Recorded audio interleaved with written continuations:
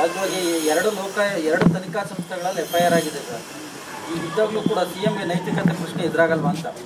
ಅದು ನೋಡೋಣ ಆಮೇಲೆ. ನೈತಿಕತೆ ಯಾವಾಗ ಅಂದ್ರೆ ಸತ್ಯ ಇದ್ದಾಗ, ಅಸತ್ಯ ಇದ್ದಾಗ ನೈತಿಕತೆ ಪ್ರಶ್ನೆ ಎಲ್ಲಿ ಬರುತ್ತೆ? ಇಡಿ ಸಿಬಿಐ ತನಿಖೆಗೆ ಎದುರ್ಕೊಂಡ್ರು ಸಿಎಂ ಅಂತ ಅವರು ಬಿಜೆಪಿ ಅವ್ರು ಏನಾದರೂ ಹೇಳ್ಕೊಳ್ಳಿ, ಆದರೆ ಅವರು ಒಂದು ತೀರ್ಮಾನಕ್ಕೆ ಬಂದಿದ್ದಾರೆ. ಹೌದಪ್ಪ, ನಮಗೆ ಈ ಸೈಟ್ ಬೇಡ, ಇಷ್ಟೊಂದು ನೀವು ಗೊಂದಲ ಮಾಡೋದಿದ್ರೆ ನಮ್ಮ ಯಜಮಾನರಿಗೆ ರಾಜಕೀಯವಾಗಿ ನೀವು ತೊಂದರೆ ಮಾಡ್ತಾ ಇದ್ದೀರಾ, ಅದಕ್ಕೆ ನನಗೇನು ಬೇಕಾಗಿಲ್ಲ ಅಂತೇಳಿ ಅವರು ಸರೆಂಡರ್ ಮಾಡಿದ್ದಾರೆ. ಅಲ್ಲ, ಪತ್ನಿಯವ್ರೇನು 60 ಕೋಟಿ ಕೇಳಿಲ್ಲ. ಸಿದ್ದರಾಮಯ್ಯನವ್ರು ಅವತ್ತು ಹೇಳಿದ್ದು ಒಂದು ಸ್ಟೇಟ್ಮೆಂಟ್ ಹೇಳಿದ್ರೆ ಬಿಟ್ಟರೆ ಅವರೇನು ಕಾಗದ ಬರೆದಿಲ್ಲ. ನೀವು 62 ಕೋಟಿ ನಾನು ಕೊಡಿ, ನನಗೆ ಬಿಟ್ಕೊಡ್ತೀನಿ ಅಂತ ಅವರು ಒಂದು ಸ್ಟೇಟ್ಮೆಂಟು ಅವತ್ತು ಭಾಷಣ ಮಾಡುವಾಗ ಹೇಳಿದರು. ಆದರೆ ಅದು ಇವತ್ತು ಆ ಪ್ರಶ್ನೆ ಬರೋದಿಲ್ವಲ್ಲ. ಇವತ್ತು ಅವ್ರು ನಾವು ಹಣನೂ ಕೇಳೋದಿಲ್ಲ, ಏನೂ ಇಲ್ಲ, ಅದನ್ನು ಬಿಟ್ಕೊಡ್ತೀವಿ ಅಂತ ಹೇಳಿದ್ದಾರೆ. ಸೈಟ್ ವಾಪಸ್ ಕೊಡೋ ಮೂಲಕ ಸರ್ ಎಲ್ಲೊಂದು ಕಡೆ ತಪ್ಪಾಗಿದೆ ಅಂತ ಇವರೇ ನೋ, ಅವ್ರು ಹೇಳಿದಾರಲ್ಲ, ಕ್ಲಾರಿಫೈ ಮಾಡಿದ್ದಾರೆ ಯಾವ ಕಾರಣಕ್ಕೆ ನಾನು ಬಿಟ್ಕೊಡ್ತಾ ಇದ್ದೀನಿ ಅನ್ನೋದನ್ನು ಹೇಳಿದಾರಲ್ವಾ.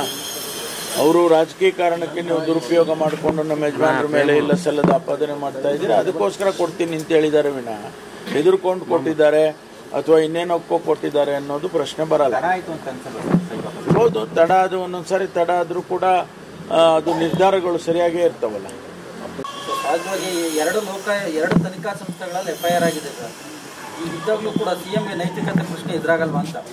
ಅದು ನೋಡೋಣ ಆಮೇಲೆ. ನೈತಿಕತೆ ಯಾವಾಗ ಅಂದ್ರೆ ಸತ್ಯ ಇದ್ದಾಗ, ಅಸತ್ಯ ಇದ್ದಾಗ ನೈತಿಕತೆ ಪ್ರಶ್ನೆ ಎಲ್ಲಿ ಬರುತ್ತೆ? ಇಡಿ ಸಿಬಿಐ ತನಿಖೆಗೆ ಎದುರ್ಕೊಂಡ್ರು ಸಿಎಂ ಅಂತ ಅವರು ಬಿಜೆಪಿ ಅವ್ರು ಏನಾದರೂ ಹೇಳ್ಕೊಳ್ಳಿ, ಆದರೆ ಅವರು ಒಂದು ತೀರ್ಮಾನಕ್ಕೆ ಬಂದಿದ್ದಾರೆ. ಹೌದಪ್ಪ, ನಮಗೆ ಈ ಸೈಟ್ ಬೇಡ, ಇಷ್ಟೊಂದು ನೀವು ಗೊಂದಲ ಮಾಡೋದಿದ್ರೆ ನಮ್ಮ ಯಜಮಾನರಿಗೆ ರಾಜಕೀಯವಾಗಿ ನೀವು ತೊಂದರೆ ಮಾಡ್ತಾ ಇದ್ದೀರಾ, ಅದಕ್ಕೆ ನನಗೇನು ಬೇಕಾಗಿಲ್ಲ ಅಂತೇಳಿ ಅವರು ಸರೆಂಡರ್ ಮಾಡಿದ್ದಾರೆ. ಅಲ್ಲ, ಪತ್ನಿಯವ್ರೇನು 60 ಕೋಟಿ ಕೇಳಿಲ್ಲ. ಸಿದ್ದರಾಮಯ್ಯನವ್ರು ಅವತ್ತು ಹೇಳಿದ್ದು ಒಂದು ಸ್ಟೇಟ್ಮೆಂಟ್ ಹೇಳಿದ್ರೆ ಬಿಟ್ಟರೆ ಅವರೇನು ಕಾಗದ ಬರೆದಿಲ್ಲ. ನೀವು 62 ಕೋಟಿ ನಾನು ಕೊಡಿ, ನನಗೆ ಬಿಟ್ಕೊಡ್ತೀನಿ ಅಂತ ಅವರು ಒಂದು ಸ್ಟೇಟ್ಮೆಂಟು ಅವತ್ತು ಭಾಷಣ ಮಾಡುವಾಗ ಹೇಳಿದರು.